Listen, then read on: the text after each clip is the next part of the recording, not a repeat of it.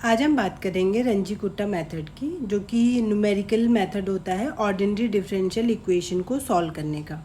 तो आप देख रहे होंगे यहाँ पे रंजी-कुट्टा मेथड में order 1, order 2, order 3, order 4 mention है। तो अभी हम देखेंगे कि ऑर्डर का हम कैसे डिसाइड करते हैं और ये इनके फॉर्मूले क्या होते हैं। तो देखिए, हम यूलर्स मेथड और यूलर्स मॉडिफाइड मेथड हम ऑलरेडी देख चुके हैं। एक मेथड और होता है जो होता है टेलर्स मेथड। देखिए, टेलर्स मेथड का मतलब क्या होता है।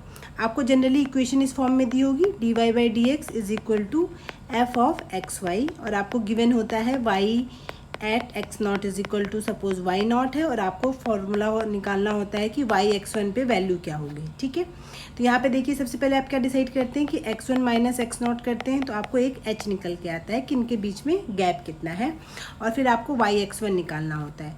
तो देखिए, टेलर्स मेथड के हिसाब से अगर देखा जाए तो टेलर्स मेथड में y x1 निकालने के लिए y x1 इक्वल टू, इसको आप y1 भी लिख सकते हैं, ठीक है, इज इक्वल टू, जैसे कि y x नॉट को हम y नॉट लिख सकते हैं, वैसे y x1 को हम y1 लिख सकते हैं, is equal to y x1 की जगह क्या लिख सकते हैं। अभी हमने देखा ये रिलेशन होता है, तो x1 इज इक्वल टू कितना हो जाएगा, x नॉट प्लस एच। तो यहाँ पे x नॉट प्लस एच लिख लीजिए। अब इसमें टेलर सीरीज़ का फॉर्मूला लगा लीजिए। टेलर सीरीज़ क्या कहती है, y x naught plus H Y dash X not plus H square upon factorial two Y double dash X naught. ऐसे ही कुछ टर्म्स लिख लेते हैं, H cube upon factorial 3 Y third time derivative X not plus H की power 4 upon में factorial 4 और Y fourth derivative of x not plus dot dot dot dot आगे तक चलता है ये। ठीक है, अब ऑर्डर 1 रंजी-कुट्टा मेथड अगर ऑर्डर 1 है तो इसका ये मतलब है, इस मेथड में जो टेलर सीरीज़ का यहाँ तक का टर्म है, यानी कि जो भी ऑर्डर है वो h की पावर r ऑर्डर तक का, अगर टेलर सीरीज़ के एक्सपेंशन में वहाँ तक का अगर एक्सपेंशन आप इनकाउंटर करते हैं, वहाँ तक का अकाउंट में लेते हैं, तो वो उसके इक्वल कैलकुलेशन आती है। ठीक है, तो उसी के अकॉर्डिंग उसका ऑर्डर डिसाइड होता है। जैसे कि इसमें आप देख सकते हैं ऑर्डर 1 में कहाँ तक होना चाहिए, h की पावर 1 तक, यानी कि ये दो टर्म, यानी कि अगर मैं टेलर मेथड से निकालूँ आंसर तो ये यहाँ तक के इक्विवेलेंट आएगा। ऐसे ऑर्डर 2 में जो आंसर आएगा वो टेलर्स मेथड। ऑर्डर 3 में एच क्यूब तक का एक्सटेंशन अगर हम इसका लेते हैं, इतना तक का फॉर्मूला लेते हैं, तो ये इसकी इक्विवेलेंट होगा ऑर्डर 4 में एच की पावर 4 तक। यानी कि शॉर्ट में बोलें तो रंजी-कुट्टा मेथड का जो ऑर्डर है वो इस बात पे डिसाइड होता है कि वो टेलर्स मेथड की एच की कितनी पावर तक इक्विवेलेंट है। ठीक है, एच की पावर आर तक के टर्म्स के इक्विवेलेंट है तो उसका ऑर्डर आर होगा। ओके, यहाँ तो ऑर्डर डिसाइड हो चुका है। अब बात कर लेते हैं कि ऑर्डर 1, ऑर्डर 2, ऑर्डर 3, ऑर्डर 4 के फॉर्मूले क्या होते हैं। तो देखिए, ऑर्डर 1 का जो फॉर्मूला होता है कि अगर आपको y1 निकालना है तो ये y नॉट तो आपको ऑलरेडी पता होता है, तो y not plus forward y, मतलब डेल y, मतलब हमने बोला था ना यूलर्स मेथड में भी और यूलर्स मॉडिफाइड मेथड में भी हम ये करते हैं कि जो एग्जिस्टिंग वैल्यू होती है, यानी कि ये वाली वैल्यू पता है तो इसी में हमें थोड़ा सा चेंज करना है जिससे हमें नई वैल्यू मिल जाएगी। तो ये जो चेंज का है फॉर्मूला है वही फॉर्मूला है, यूलर्स मेथड में भी इसका अपना फॉर्मूला था, यूलर मॉडिफाइड में भी हमने यही चेंज वाला फॉर्मूला देखना था, और इसमें भी हम यही चेंज वाला ही फॉर्मूला देख रहे हैं कि हमें कितना चेंज करना पड़ेगा। तो यहाँ पे जैसे हम फॉरवर्ड या फिर ये डेल वाई की बात करें तो डेल वाई का जो फॉर्मूला होता है, वो होता है H F X naught Y naught. ये ऑर्डर 1 की बात हो रही है। अब अगर आप इसको ठीक से देखेंगे तो इसका फॉर्मूला हम ये तो कह दिया कि डेल वाई जो होता है वो इसके बराबर होता है, तो वाई इक्वल टू कितना हो जाएगा, वाई नॉट प्लस एच, ये आ जाएगा आपके पास X not comma Y naught. तो अगर आप ध्यान से देखेंगे तो ये यूलर मेथड ही है, तो इसका मतलब जो आर के मेथड का ऑर्डर 1 वाला मेथड होता है ये इक्विवेलेंट होता है आपके यूलर्स मेथड के। अब बात कर लेते हैं सेकेंड ऑर्डर की। सेकेंड ऑर्डर में जो ये डेल्टा वाई होता है ये रिप्रेजेंट करते हैं 1/2 k1 प्लस k2 से, जहाँ पे k1 की वैल्यू दी जाती है H F X naught Y naught, जो ये पिछला वाला था सेम वही, और जो k2 होता है वो ऐसे डिसाइड होता है H F X not plus H comma why not plus k1। X not plus H तो जिस पे आपको वैल्यू चाहिए, यानी कि वो x1 हो गया, और ये k1 आपने यहाँ से निकाला। ये जो भी पॉइंट बनेगा यहाँ पे वैल्यू निकाल लीजिए जो भी आएगा। इसको आप ऐसा भी लिख सकते हैं फॉर्मूले को, फॉरवर्ड वाई या del Y is equal to H upon 2 k1 plus k2, यानी कि ये जो h हैं इनको यहाँ पे बैलेंस कर लीजिए और फॉर्मूला फिर k1 का इस तरह से बन जाएगा f of x not comma Y nought, और k2 इज इक्वल टू बन जाएगा f of x not plus H comma why not plus k1। तो ये इसका फॉर्मूला बन जाएगा। तो ये हो गया ऑर्डर 2 का। अब अगर आप ध्यान से इसको भी देखेंगे तो ये जो ऑर्डर 2 होता है वो इक्विवेलेंट होता है यूलर्स मॉडिफाइड मेथड के, ठीक है। अगर प्रीवियस वीडियो आप देखेंगे तो उसमें आप देखेंगे कि यूलर्स मॉडिफाइड का फॉर्मूला इसी टाइप का ही होता है, h/2 होता है और मतलब इस तरह का ही होता है ना, h/2 होता है, यहाँ पे y0 आता है प्लस यहाँ पे हो जाता है आपके पास fx0 y0 plus h fx1, क्योंकि x0 प्लस h क्या होता है x1 होता है। और यहाँ पे आपने देखा होगा y1 और यहाँ पे उसका कुछ होता है इटरेशन, जो भी आपने प्रीवियस वैल्यू निकालनी है, बट यहाँ पे सिंपल क्या है y0 प्लस k1, ठीक है। तो ये लगभग वही चीज़ हो गई। तो ये ऑर्डर 2 जो मेथड होता है वो किसकी इक्विवेलेंट हो जाता है, यूलर्स मॉडिफाइड मेथड के इक्विवेलेंट होता है। फाइनली हम बात कर लेते हैं ऑर्डर 3 में क्या होता है। ऑर्डर 3 के फॉर्मूले के लिए ये जो डेल्टा वाई होता है वो निकालते हैं हम h/6 k1 प्लस 4k2, इसमें 3 निकालने पड़ते हैं, इसमें सिर्फ एक ही होता है, इसको आप k नाम देना चाहें तो दे सकते हैं। 2 ऑर्डर में k1 k2, 3 ऑर्डर में आपको k1 k2 k3 निकालना पड़ता है और बाहर से यहाँ पे h/6 होता है। k1 की वैल्यू होती है fx0 y0, ठीक है, सेम वही चीज़ हो गई, h आपने यहाँ बैलेंस कर दिया है। k2 की वैल्यू होती है x0 plus h/2 y0 plus k1/2, तो k1 तो आपका यही वाला हो गया। इसी तरीके से k3 की जो वैल्यू होती है वो होती है x0 plus h y0 plus k dash आप यहाँ से निकालेंगे, ठीक है। बस ये कुछ फॉर्मूले हैं कि आपको y0 अगर y1 निकालना है तो y0 प्लस फॉरवर्ड y चाहिए, y0 ऑलरेडी पता होगा, फॉरवर्ड y वहाँ से निकालना है, k1 k2 k3 आप इन फॉर्मूले से निकालेंगे, बस आप जो भी आएगा ये आपका ऑर्डर 3 का फॉर्मूला बन जाएगा। बट आपके सिलेबस के अकॉर्डिंग जो है वो ऑर्डर 4 बहुत इंपॉर्टेंट है, बाकी सब तो ऑब्जेक्टिव में हो सकता है पूछ ले, बट 4th ऑर्डर वाला सबसे ज़्यादा इंपॉर्टेंट है। तो इसमें कैसे निकालते हैं, y0 प्लस फॉरवर्ड y या फिर डेल्टा y का फॉर्मूला क्या होता है 1/x, इसमें 4 केस होंगे, k1 k2 k3 k4, बीच में 2k2 और 2k3 है, ठीक है।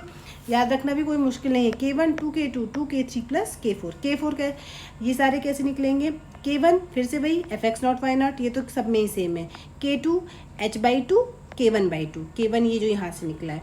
ऐसी k3 कैसे निकालेंगे, फिर से पहला वाला तो सेम ही है y0 प्लस k2/2, तो k2 आपने पिछले टर्म में निकाला। ऐसी k4 कैसे निकलेगा, h fx0 plus h y0 plus k3, इसमें अपॉन में 2 नहीं है, इन दोनों में अपॉन में 2 है। तो इसको फॉर्मूले को आप इस तरीके से भी चेंज कर सकते हैं, फॉरवर्ड y h आप अगर ऊपर बैलेंस करना चाहें तो ये हो जाएगा आपके पास k1 plus 2k2 plus 2k3 plus में k4 हो जाएगा इज इक्वल टू, यहाँ पे अब आप k1 k2 के फॉर्मूले में ये आगे से h रिमूव हो जाएंगे, सिर्फ और सिर्फ इतने पोर्शन आएंगे क्योंकि h आप आगे से बैलेंस कर चुके हैं। तो आई होप आपको ये फॉर्मूला समझ में आ गया होगा। अच्छा, फॉरवर्ड y की अगर हम बात करें तो इसका एक स्पेशल केस है कि अगर आपका जो dy/dx है उसमें जो आपका fxy है, ठीक है, fxy में अगर सिर्फ x है, y नहीं है, मान लीजिए सिर्फ x का फंक्शन है वो, तो उस केस में अगर आप इसको ठीक से देखेंगे तो ये क्या बनेगा, देखिए h/6 रहने दीजिए इसको, k1 कितना बन जाएगा f(x0) बनेगा क्योंकि y0 तो है नहीं, प्लस 2 ये बनेगा आपके पास x0 प्लस h/2 बन जाएगा, ठीक है। अगला बनेगा प्लस 2 f(x0) प्लस h/2 बन जाएगा, ये भी। अगला बनेगा fx0 प्लस h, ठीक है, क्योंकि y नहीं है तो y में वैल्यू भी नहीं लगाओगे। अब इसको थोड़ा सा सिंप्लीफाई अगर आप करते हो तो देखिए delta y is equal to, थोड़ी देर के लिए h/2 को ऊपर ले जाइए, नीचे 3 कर लीजिए, ये इसको चाहिए तो आप y0 पढ़ लीजिए, प्लस ये दोनों तो सेम है तो 4 हो जाएगा, इसको चाहिए तो आप y1 पढ़ लीजिए। और ये जो अगर आप ये दोनों टर्म्स की बात कर रहे हैं तो ये क्या हो जाएगा, जिस पे आपको वैल्यू निकालनी है, ठीक है, तो ये हो जाएगा आपके पास। अब क्या कर सकते हैं आप, इसको y2 लिखना चाहें तो लिख सकते हैं, ठीक है। तो अगर आप ठीक से देखेंगे h/2 को h' कंसिडर कर लीजिए, तो ये किस चीज़ का फॉर्मूला बन गया, सिम्पसन मेथड का फॉर्मूला, ठीक है। तो इस तरीके से अगर आपका जो fxy है इसमें अगर सिर्फ x का फंक्शन है, y एब्सेंट है, तो इसका जो ये डेल्टा y होता है ये सिम्पसन वाले मेथड में ही कन्वर्ट हो जाता है, ठीक है। तो अब क्वेश्चन कर लेते हैं फटाफट से। आपको ये क्वेश्चन गिवन है कि यूजिंग रंजी-कुट्टा मेथड और 4 ऑर्डर का ही मेथड यूज़ करना है, आपको 2 वैल्यूज़ निकालनी है, एक 0.1 पे निकालनी है और एक 0.2 पे निकालनी है, ठीक है। तो सिंपल सी बात है, 0 के बेस पे 0.1 की वैल्यू निकालेंगे, यहाँ से जो वैल्यू आएगी उसकी हेल्प से 0.2 पे वैल्यू निकाल लेंगे। ठीक है, तो पहले 0.1 पे निकालते हैं, यानी कि आपको y 0.1 पे वैल्यू निकालनी है। तो पहले h देख लीजिए, दोनों में गैप कितना है 0.1 का। तो सबसे पहले आप फॉर्मूला लिखिए, आपको y1 निकालना है, इसको हमने y1 कंसीडर कर लिया, निकलेगा आपका y0 प्लस डेल्टा y से कंसीडर हो जाएगा y0 प्लस फॉरवर्ड y की या डेल्टा y की वैल्यू होती है h/6, यहाँ पे आता है k1, यहाँ पे आता है 2k2, यहाँ पे आएगा 2k3 प्लस का k4। बस आपको ये वैल्यूज़ रखनी है। तो पहले आप k1 की वैल्यू निकाल लीजिए। k1 की वैल्यू होती है f ऑफ x0, y0। ठीक है, तो यहाँ पे f(x, y) x plus y के इक्वल है, यानी कि x0 प्लस y0। x0 0 है, y0 1 है, तो वैल्यू 1 आ जाएगी। ऐसे आप k2 निकालेंगे तो हो जाएगी value x0 plus h/2 y0 plus k1/2, यानी कि f(x0) मतलब 0 h/2, h इतना है तो h/2 कितना हो जाएगा 0.05 हो जाएगा। ठीक है, तो यहाँ पे ऐड करेंगे तो ये बनेगा 0.05, y0 है आपका 1 प्लस k1/2 यानी कि 0.5 हो जाएगा। तो यानी कि किस पे वैल्यू चाहिए 0.05, 1.5, और ये है आपका f(x, y)। तो x की जगह आप रखिए 0.05, y की जगह रखिए 1.5। ये आंसर आ जाएगा आपका पूरा सॉल्व करके 1. अच्छा, आप ऐसा कर सकते हैं, इसको 1/6 कर लीजिए, इसमें h से यहीं मल्टीप्लाई कर लीजिए। तो यहाँ पे ये करेंगे, ये हो जाएगा 1, तो h करेंगे तो यहाँ पे h से मल्टीप्लाई भी करना पड़ेगा, जो कि आपका 0.1 है। तो ये वाली वैल्यू कितनी आ जाएगी 0.1, यहाँ पे 0.1 से मल्टीप्लाई करेंगे तो यहाँ पे k1 की जगह फिर 0.1 आएगा, जो कि ऑब्वियस सी बात है, कितनी हो जाएगी 0.1 डिवाइडेड बाई 2, यानी कि 0.05 बनेगा। ठीक है, तो इसको सॉल्व करेंगे तो 1.05, इसको सॉल्व करने पे जो आंसर आएगा वो लिख देते हैं। ठीक है, अच्छा, इसके बाहर से भी जो भी वैल्यू आएगी इसमें h से मल्टीप्लाई करेंगे, इसमें भी जो भी वैल्यू आएगी उसमें h से मल्टीप्लाई करेंगे, इसकी फाइनल वैल्यू आएगी 0.11। k3 निकालेंगे तो k3 का फॉर्मूला होता है f(x0) plus h/2, y0 plus k2/2 हो जाता है। ठीक है, तो k2 की वैल्यू इतनी है, h फिर से 0.1 है, अंदर इसको हम सॉल्व ही कर चुके हैं, ये आपके पास आएगा f ऑफ 0.05, y0 की वैल्यू 1 है, k2/2 यानी कि 0.11/2 करेंगे। ठीक है, यानी कि 1 प्लस 0.11/2। तो ये जो भी आएगा उसमें आप फिर से 0.1 से गुणा कर देंगे, तो इसको सॉल्व करके 1105 आ जाएगा। फिर फाइनल आता है आपका पास k4, जो कि है h f(x0) plus h, y0 plus k3। h की वैल्यू तो 0.1 है, इसकी वैल्यू कितनी है x0 प्लस h, यानी कि h की वैल्यू 0.1 है, x0 की 0 है तो 1.1, y0 की वैल्यू फिर से 1 है, k3 की वैल्यू 0.1105 है। तो इस पर अगर आप x प्लस वाई निकालेंगे इसके अकॉर्डिंग और 0.1 से मल्टीप्लाई कर देंगे तो 0.12105 आ जाएगा। ठीक है, अब सारी वैल्यूज़ मिल गई, आप इसमें लगा लीजिए, आपकी वैल्यू आ जाएगी y1 is equal to y0 यानी कि 1 प्लस 1/6। k1 की वैल्यू लगाएंगे आप तो 0.1 आ जाएगा, प्लस का 2 into k2 0.11 plus 2 into 0.1105 plus k4 यानी कि 0.12105। इन सबको ऐड करके फाइनल जो आंसर आएगा वो आ जाएगा आपका 1.11034। ठीक है, तो ये आपका फाइनल आंसर हो जाएगा, जो कि ये हो जाएगी वैल्यू 0.1 पे इसकी वैल्यू हो जाएगी। ठीक है, तो आई होप आपको ये क्वेश्चन क्लियर हो गया होगा।